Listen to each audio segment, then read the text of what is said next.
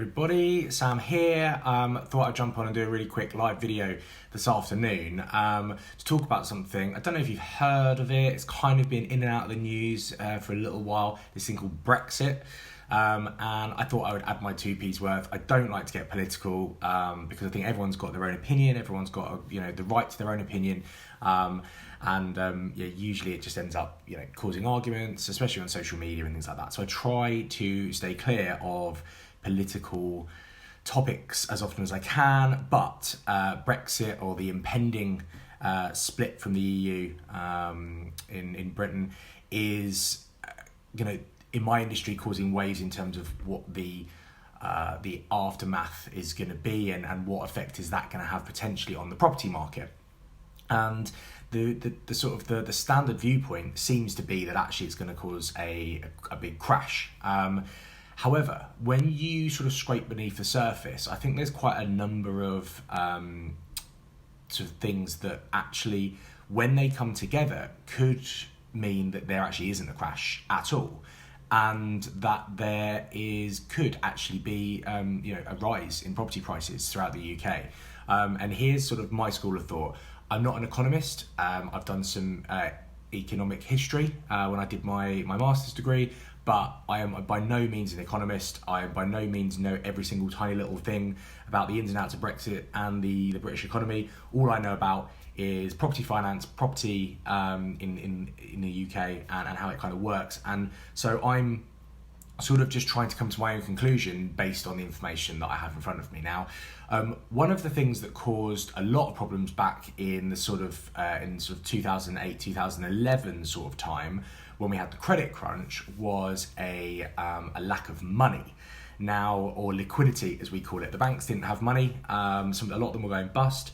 That's why it's called the credit crunch. There wasn't credit available, and it meant that buying a house became much harder because it was much more difficult to get a mortgage. There's a lot of changes that happened in the mortgage industry. I went through it as an advisor, whereby it was tough. It was really tough. We don't have that problem at the moment. In fact, there's an argument that could be said that there's more liquidity in the banking in banking or in the banks in the UK than there ever has been. There are billions available, and lender margins are pretty decent. And I'm hearing personally constantly bridging lenders, short-term lenders, all these new people that are coming out. People are desperate to lend their money out because at the moment it's one of the best ways of earning. You can't earn by saving. Even investing in certain products through your bank are not fantastic. The best way that you can make your money is by lending, and you can see that by things like Funding Circle and Lend Invest. A lot of these sort of lenders where they're sort of peer-to-peer lenders. Joe Public, for the first time in a long time, on a mass scale, can lend the money that they have out to others for a profit, and usually that profit is pretty decent. Now that liquidity is not going to change because of Brexit, and actually what we will probably see is that interest rates as well probably won't be going up like some people predict. Now, the reason I think that's the case is because at the moment interest rates, the Bank of England interest rate is at a sort of a level that is keeping everything ticking along pretty nicely. Inflation is at 2%, which is the target. That's where we want it to be. However, inflation, without boring you with the details, is based on the price of one of the things that it's based on is actually what the average sort of price of certain goods are, and I actually think that Brexit is going to increase those prices. It's going to be more and more difficult for us in the UK to negotiate cheaper produce from overseas, meaning our basic day-to-day supplies we go to Tesco's or Asda for are going to increase in value. This should have a knock-on effect whereby inflation increases, and with every tiny little point above 2% that we go, this is going to have a knock-on effect and probably put some pressure on the Bank of England to reduce interest rates again to kind of manage that. Now, how is this going to affect the property market? Well, if interest rates for lending go down, it means that buying property becomes even cheaper as well. And what that will actually then mean, hopefully, is that the supply and demand situation that we're in the UK will be maintained, and because investors will still want to be investing, developers will be buying, and hopefully, just the normal people as well will be wanting to continually move up the property ladder, because mortgages will be available. The reason mortgages will be available, as I've said, is that liquidity is high, margins are good, there's lots of people wanting to lend, and that will only increase and improve when potentially the Bank of England interest rates go down as well.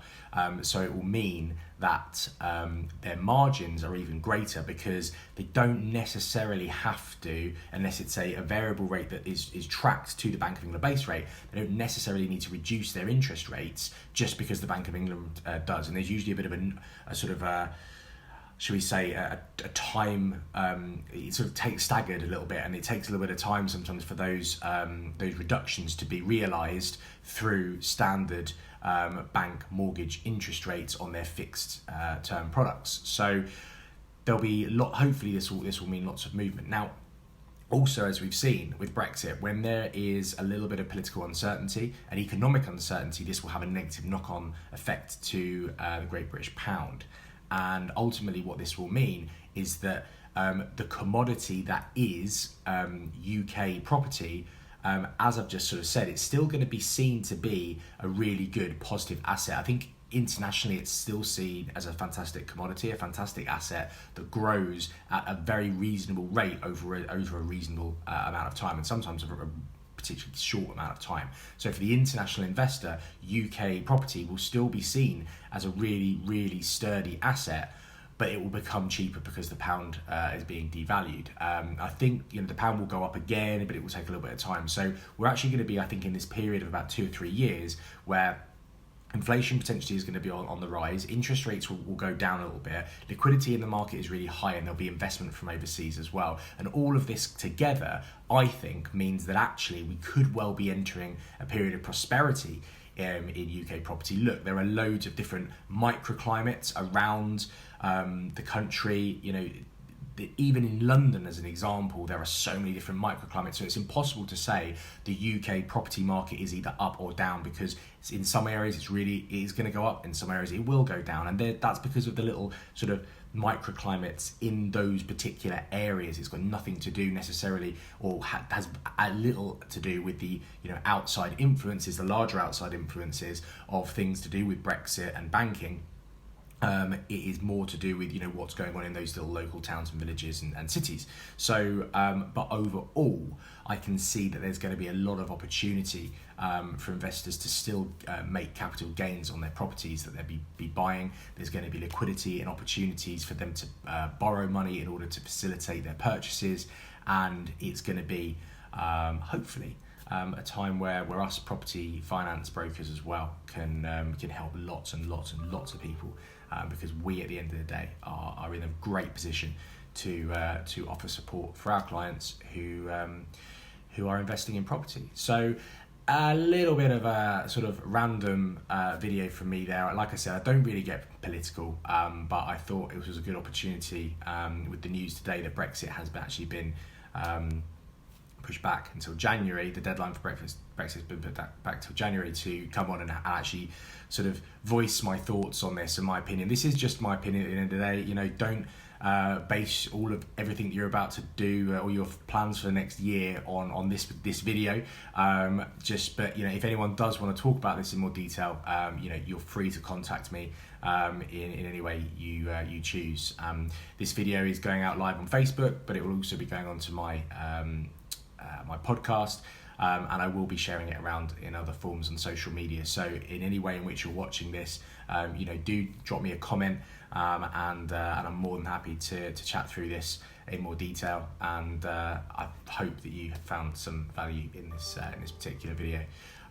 Anyway, do send me your opinions on things. I'd very much like to hear them, and maybe I'll get some of you on for future videos to discuss this in more detail. In the meantime, have an awesome week, be really successful, work hard, and I'll catch you on the next one. Thanks.